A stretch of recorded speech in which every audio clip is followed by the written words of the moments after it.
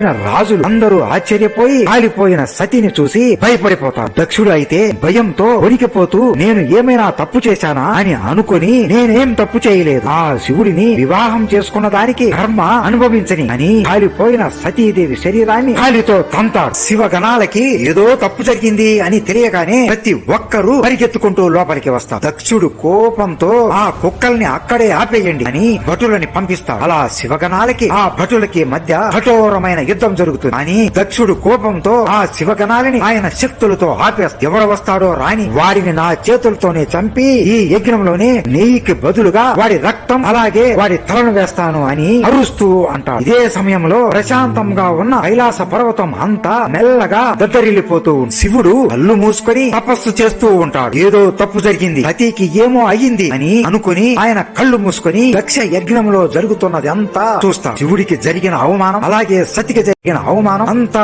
ఆయన కళ్ళ ముందు కనపడతాయి. ఆయన శరీరం అంతా దద్దరిల్లిపోతూ ఉంటుంది. ఆయన కళ్ళ నుండి నీళ్లు కారిపోతాయి. ఒక్కసారిగా కళ్ళు తెరుస్తాడు. అంతే, ఆయన కళ్ళ నుండి అగ్ని జ్వాలలు వస్తాయి.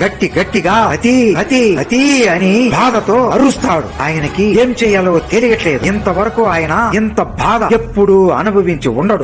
గట్టిగా ఏడుస్తూనే ఉంటాడు. ఆ ఏడుపుకి భూమి మరియు ఈ సృష్టి మొత్తం దద్దరిల్లిపోతూ ఉంటుంది. బ్రహ్మలోకంలో ఉన్న బ్రహ్మదేవుడు శివుడి బాధని చూడలేకపోతాడు. వైకుంఠంలో ఉన్న విష్ణువు తన చెల్లి సతీదేవి చావుని చూసి బాధపడిపోతాడు. శివుడు ఏడుస్తూ ఆయన జటాజుటాన్ని విప్పేసి ఆయన జటాజుటం నుండి 2 భాగాలను తెంపుతాడు. ఆ జుట్టుని నేలకు వేసి కొడతాడు. అలా నేలకు కొట్టగానే ఆ జుట్టు నుండి నల్లటి పొగ వస్తూ అగ్ని జ్వాలలు వస్తాయి. ఆ అగ్ని జ్వాలల నుండి 2 యోధులు జన్మిస్తారు. ఒకరేమో వీరభద్రుడు, ఇంకొకరేమో భద్రకాళీదేవి. వీరు ఇద్దరు శివుడి కోపం నుండి పుట్టారు. వారు ఇద్దరు ఎంతో కోపంతో ఊగిపోతూ ఉంటారు. శివుడు కోపంతో మీరు ఇద్దరు దక్ష యజ్ఞానికి వెళ్లి దక్షుడిని చంపేసి అక్కడున్న ప్రతి ఒక్కరిని నరికేయండి. మీకు అడ్డుగా ఏ దేవుడైనా వస్తే ప్రతి ఒక్క దేవుడిని మట్టిలో కలిపే. ఈ రోజు ఏ దేవుడైనా మాకు అడ్డుపడితే వారి చావు ఖాయం అని దేవుళ్ళందరినీ ముందే హెచ్చరిస్తారు. అలా వీరభద్రుడు అలాగే భద్రకాళి దక్షుడి రాజ్యానికి వెళతారు. అక్కడున్న రాజులు అలాగే బ్రాహ్మణులు అందరూ శివుడు ఇప్పుడు ఏం చేస్తాడో అని